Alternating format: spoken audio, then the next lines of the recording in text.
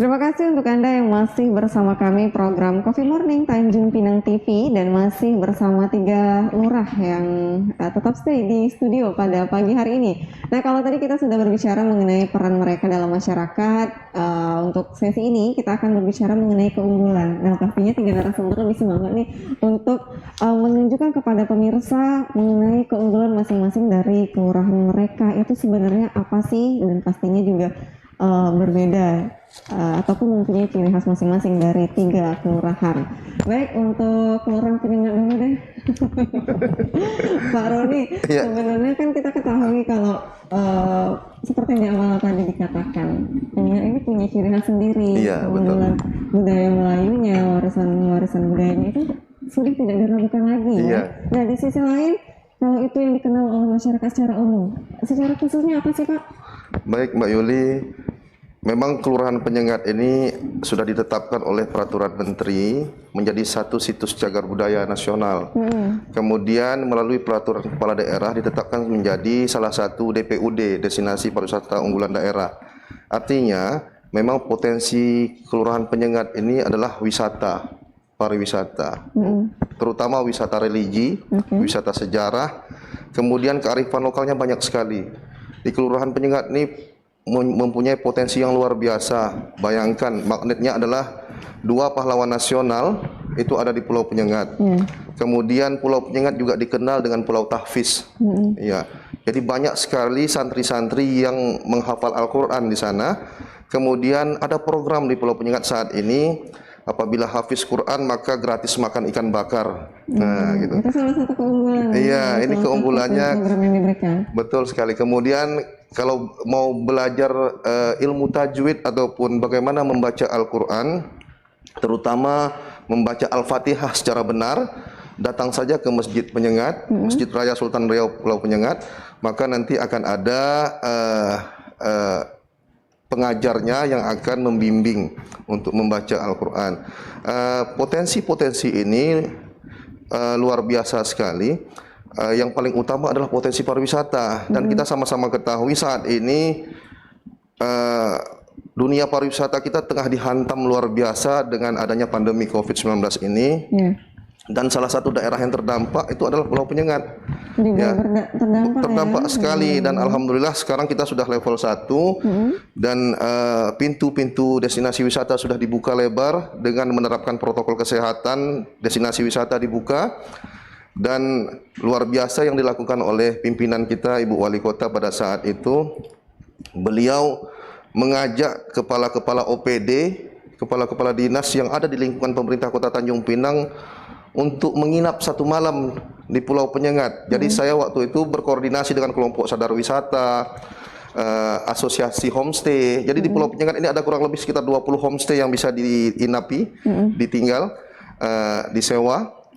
Kemudian dengan becak motor, dengan pelaku kuliner. Jadi saya dudukkan mereka bersama, kelembagaan-kelembagaan masyarakat itu termasuk RT RW yang disampaikan oleh sahabat-sahabat saya 2 lurah dari Air Raja dan Batu Sembilan.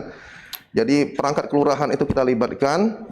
Kemudian kita susun menjadi paket wisata waktu itu. 1 hari 2 hari 1 malam di Pulau Penyengat. Datang sore, kemudian nginap malam, besoknya kembali ke Tanjung Pinang. Jadi kita buat kemas paket itu. Jadi memang luar biasa pemicunya waktu itu Bu Wali sampaikan, buat Pak Lurah pokoknya nanti kita koordinir kepala-kepala OPD untuk nginap di Penyengat. Dan apakah hingga kini untuk homestay tersebut bisa dimanfaatkan oleh masyarakat luar Pulau Penyengat? Bisa, alhamdulillah homestay ini melalui binaan dari Dinas Kebudayaan dan Pariwisata Kota Tanjung Pinang bersama asosiasi homestay yang ada di Kota Tanjung Pinang. Homestay ini terus mendapat pembinaan dan memang sempat sepi pada saat pandemi, namun sekarang sudah mulai melakukan persiapan-persiapan untuk menyambut kedatangan tamu atau wisatawan yang akan berkunjung, sehingga bisa menghidupkan lagi dunia pariwisata. Karena multipliers efeknya luar biasa. Kita tergantung dengan pariwisata. Jadi dari penambang pompongnya, kemudian becak motornya, ojeknya, pedagang kulinernya, souvenirnya, atraksi-atraksi, dan bahkan sekarang kita lagi giat-giatnya bersama organisasi-organisasi pemuda, perangkat-perangkat kelurahan membuat event-event. Jadi kemarin kita adakan event sepak takraw, kemudian bola voli, pertandingan-pertandingan supaya menjadi magnet menarik kunjungan, gitu loh. Itu salah satu atraksi. Kemudian pagelaran kesenian dan kebudayaan. Oke, baik. Lalu untuk peran kelompok sadar wisata atau Pak Darwis di sana bagaimana? Kelompok sadar wisata luar biasa sekali. Kebetulan dulu orang datang berkunjung ke Pulau Penyengat hanya berbicara ziarah ke kuburan, kemudian sholat di masjid, keliling, foto-foto di balai adat, kemudian kembali lagi. Ya, umumnya itu ya. Umum itu. Sekarang kita sudah inovasi produk. Ada 8 produk paket wisata unggulan yang di-launching melalui Dinas Kebudayaan dan Pariwisata di Pulau Penyengat. Beberapa paket itu antara lain ada namanya Tanja Experience. Jadi tamu yang berkunjung itu kita buat dia datang berkunjung lebih lama tinggal di Penyengat dengan menawarkan paket wisata. Jadi dia membuat tanja. Iya, kita ajarkan membuat tanja. Kemudian ada cooking class, bagaimana cara memasak masakan Melayu. Kemudian ada makan berhidang, bagaimana merasakan makan ala orang Melayu. Kemudian ada tur literasi. Ya, karena Pulau Penyengat ini banyak sekali karya tulis, literatur, bahkan banyak orang yang bergelar doktor, kemudian mungkin profesor, mereka menjadikan Pulau Penyengat sebagai tempat meneliti untuk penelitian mereka. Iya. Berarti kegiatan-kegiatan yang Bapak sebutkan tadi tetap diberdayakan untuk kembali bergeliat setelah pandemi. Betul sekali. Berkurang ini ya. Iya. Oke, itu menjadi daya tarik juga untuk masyarakat yang mungkin seperti disebutkan tadi belum pernah membuat tanja di sana, bisa buat tanja dan berbagai paket wisata yang ditawarkan. Juga baca gurindam, karena yang paling ikonnya salah satu adalah membaca gurindam. Oh gitu. Iya. Dari Penyengat bisa baca gurindam nanti. Ya, gurindam 12. Gurindam 12 ya. Oke, baik. Nah, kalau untuk Kelurahan Batu Sembilan sendiri bagaimana nih? Keunggulannya apa saja sih, Pak? Pada intinya kami Kelurahan Batu Sembilan berpotensi yang ada di Kelurahan Batu Sembilan itu adalah kami mengambil satu tema wisata edukasi. Wisata interaksi. Wisata edukasi, wisata buatan. Contoh seperti di Trans Studio Garden. Itu wisata edukasi buatan. Bagaimana mendatangkan orang banyak, mobilitas orang banyak di satu tempat itu. Jadi mungkin kita bersama ya kepada masyarakat Kota Tanjung Pinang, bersama-sama mempromosikan Trans Studio Garden di Jalan Adi Sujipto KM 11 arah Kijang. Kenapa? Itu menjadi satu investasi yang luar biasa untuk wilayah Kota Tanjung Pinang. Wisata edukasi buatan ya. Kedua, bincang-bincang kemarin bersama dengan lembaga kemasyarakatan, kami juga ada mangrove. Nah, jadi membuat satu paket wisata mangrove. Jadi siapa yang dilibatkan untuk pembuatan paket wisata itu, Pak? Kalau ini banyak antara masyarakat dengan pemerintah, ini harus ada sinkronisasi, harus ada duduk bersama dulu. Berarti belum ada penentuan misalnya LPM atau Karang Taruna yang belum. Baru kita ancang-ancang bual-bual di kedai kopi saja. Di mana Pak lokasinya? Di Kampung Sidomulyo ya. Di Kampung Sidomulyo itu juga ada potensi pertanian dan peternakan di sana. Sehingga disebut dengan Kampung Tangguh Nusantara ya. Oleh Mabes Polri ya.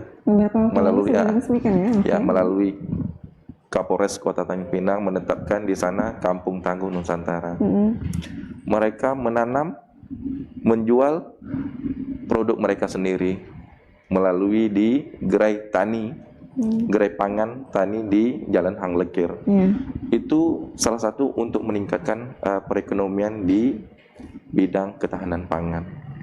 Jadi potensi-potensi yang ada di Kelurahan Batu Sembilan itu salah satunya wisata edukasi. Kedua, potensinya mangrove tadi. Ketiga, kita juga punya patung 1000. Patung Seribu itu berada di Kampung Sido Mulyo juga. Baik. Itu luar biasa. Mancanegara sudah banyak yang berdatangan tamu di sana. Baik. Sehingga mungkin untuk masyarakat Kota Tanjung Pinang kita bersama-sama memajukan, tidak saja di penyengat. Penyengat memang satu leading sektor untuk mukanya Kota Tanjung Pinang. Luar biasa di sana. Selain itu kita buat wisata edukasi yang lain-lain. Salah satunya di Kelurahan Batu Sembilan.